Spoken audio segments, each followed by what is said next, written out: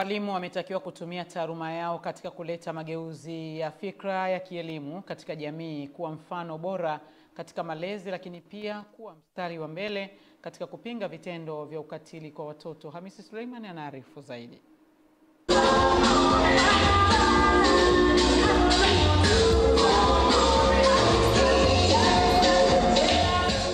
Wito huo umetolewa na afisa elimu wilaya ya Ubungo Vosa Mgina katika mahafali ya 17 ya taasisi ya elimu ya Ebonite ya jijini Dar es Salaam kwa wahitimu wa ngazi ya stashahada na astashahada ya elimu ya awali na elimu ya msingi. Wahitimu hawa wamepikwa hapa na wameiva tayari kwenda kuwa walimu.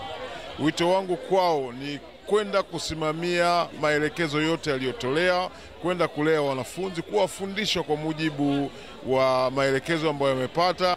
Walimu hawa wakawe mabalozi kwa wazazi pamoja na wananchi.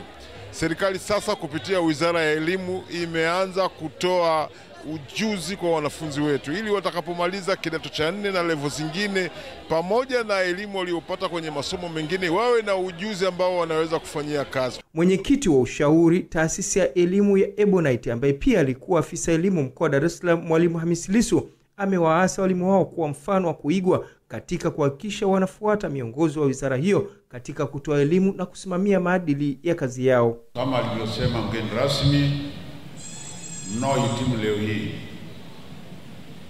inawezekana sio wote mtakaoajiriwa, lakini wapo watakaoajiriwa, basi huko mkatuwakilishe vyema.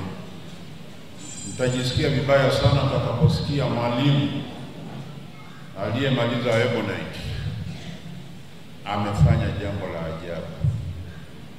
Itakuwa ni aibu kwangu kama mwenyekiti, ni aibu kwa uongozi na taasisi ya Ebonite.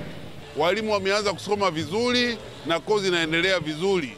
Sifa za diploma ya elimu ya msingi na walimu wengi walio katika mafunzo kazini ni form 6 division 1 mpaka division 3 na walimu wa daraja 3A. Tunawakaribisha sana, chuo kinafanya kazi vizuri na kimebobea. Nashukuru Mungu kwa kuweza kufikia siku hii, kwa kuweza kuhitimu tangu tulipoanza mafunzo yetu. Pia tuna matarajio mengi sana kama sisi wahitimu wa walimu, hasa katika jamii yetu ambayo inatuzunguka. Tunatarajia kuwa kioo, mwanga na viongozi bora katika jamii ambayo inatuzunguka. Hayo yote ambayo tumejifunza, ambayo tumepewa na wakufunzi wetu, sasa ni jambo ambalo sasa tunaenda katika jamii kuelekeza yale ambayo tuliyopata ndio tuanze kuyatimiza kiukamilifu. Hamisi Suleiman, Channel 10, Dar es Salaam. Katika kuhakikisha msimu wa utalii unaoanza hivi karibuni unakuwa katika hali ya amani, Jeshi la Polisi, kikosi cha usalama barabarani mkoa wa Arusha limewakutanisha zaidi ya madereva 800 wanaobeba watalii kwa ajili ya kuwapatia mafunzo maalum ya kuwajengea uwezo pindi wanapotoa huduma hiyo ya usafiri.